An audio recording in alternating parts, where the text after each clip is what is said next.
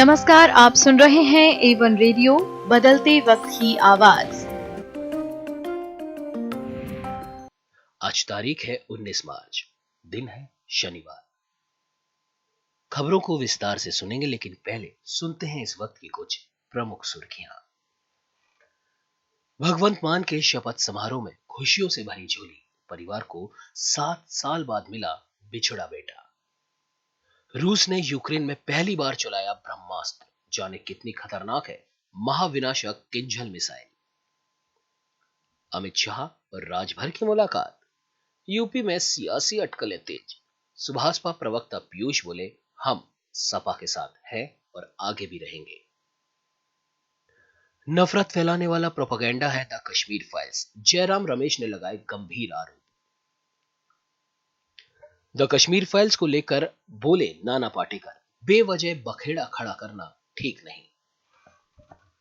अब आइए खबरों को सुनते हैं विस्तार से। भगवंत मान के शपथ समारोह में पंजाब के एक परिवार की झोली को खुशियों से भर दिया। जिस बेटे की परिवार 7 साल तक देश भर में तलाश करता रहा, वो खटकड़ कला में भगवंत मान की ताजपोशी समारोह को लेकर रखे हुए समारोह में टेंट लगा रहा था। पुलिस ने जब इसकी वेरिफिकेशन के लिए इसके डॉक्यूमेंट मांगी तो उसके पास कोई डॉक्यूमेंट नहीं था। इसने पुलिस को अपना नाम और गांव का पता बताया तो पुलिस ने फरीदकोट पुलिस से संपर्क किया। कुगांव शेर सिंघवाला का परिवार 7 साल बाद खोया बेटा मिलने पर फूले नहीं समारा। पड़ताल में पता लगा कि युवक करीब 7 साल पहले लापता हुए गांव शेर सिंघवाला का जसविंदर सिंह है। पुलिस ने युवक के परिजनों को इसकी सूचना दी। मंगलवार शाम को उनके माँ बाप जसविंदर को घर लेकर आए। जसविंदर जब घर से गया था तो उस समय उसकी उम्र 21 साल थी, अब वो 28 का हो चुका है।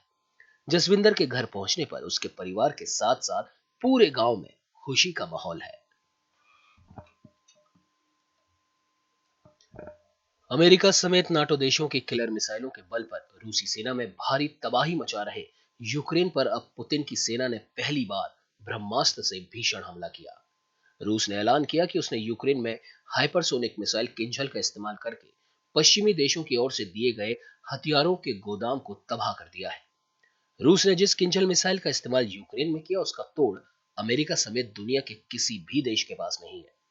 यह वही मिसाइल है जिसे रूसी राष्ट्रपति व्लादिमीर पुतिन ने कुछ समय पहले एक आदर्श हथियार करार दिया था। इस मिसाइल से यूक्रेन के डेलियटियन गांव में हमला किया गया, जो शहर के बाहर है और पहाड़ों से घिरा हुआ है। यह मिसाइल आवाज से भी 10 गुना ज्यादा स्पीड से उड़ान भरने में सक्षम है और परमाणु बम गिराने की ताकत रखती है। इतनी ज्यादा स्पीड की वजह से यह दुश्मन को प्रतिक्रिया देने का मौका तक नहीं देती, उसे तबाह कर रख देती है।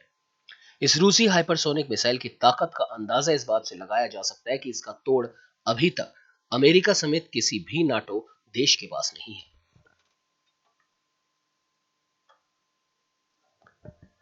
उत्तर प्रदेश में एक और नई सरकार व मुख्यमंत्री के शपथ ग्रहण की तैयारियां तेजी पर हैं, तो वहीं दूसरी ओर एक नई सियासी उठापटक शुरू हो गई।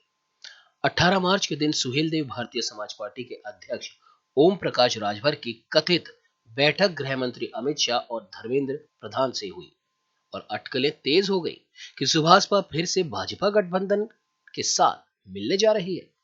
इन सब अफवाहों के बीच जहां सुभाषपा प्रमुख ओपी राजभर का बयान सामने आ गया है, तो वहीं पार्टी प्रवक्ता पीयूष मिश्रा ने ट्वीट कर साफ किया कि मीडिया में जो बातें चल रही हैं वो निराधार है। पीयूष मिश्रा ने ट्वीट कर लिखा, सुहेलदेव भारतीय समाज पार्टी का भारतीय जनता पार्टी के साथ जाने की खबरें निराधार हैं। पार्टी समाजवादी पार्टी के साथ थी, है और रहेगी। इसी बीच ओपी राजभर के बेटे अरविंद राजभर ने भी एक चैनल से बात करते हुए कहा कि सुभाषपा और भाजपा के गठबंधन की बात गलत है। भाजपा भ्रम फैला रही है। हम सपा के साथ थे और उसके साथ ही रहेंगे। भाजपा के साथ जाने की बात गलत है।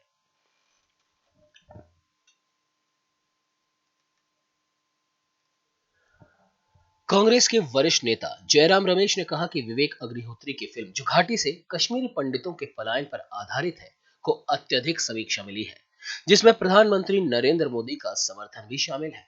दूसरी ओर आलोचकों ने फिल्म निर्माता पर चेरी पिकिंग की घटनाओं और सभी को एक चित्रित करके मुस्लिम समुदाय और वामपंथी विचारधारा के खिलाफ नफरत भड़काने की कोशिश करने का आरोप लगाया। पूर्व केंद्रीय मंत्री और कांग्रेस के वरिष्ठ नेता जयराम रमेश ने ट्विटर पर लिखा, कुछ फिल्में परिवर्तन को प्रेरित करती हैं, द कश्मीर फाइल्स नफरत को उकसाती है। सत्य, न्याय, पुनर्वास, सुलह और शांति की ओर ले जा सकता है, लेकिन ये फिल्म तथ्यों को तोड़ मरोड़ कर पेश करती है, क्रोध को भड़काने और हिंसा को बढ़ावा देने के लिए इतिहास को विकृत करती है। कांग्रेस के वरिष्ठ नेता जयराम रमेश ने कहा कि विवेक अग्निहोत्री की फिल्म जो घाटी से कश्मीरी पंडितों के पलायन पर आधारित है को अत्यधिक समीक्षा मिली है, जिसमें प्रधानमंत्री नरेंद्र मोदी का समर्थन भी शामिल है। दूसरी ओर आलोचकों ने फिल्म निर्माता पर चेरी पिकिंग की घटना और सभी को एक चित्रित करके मुस्लिम समुदाय और वामपंथी विचारधारा के खिलाफ नफरत भड़काने की कोशिश करने का आरोप लगाया।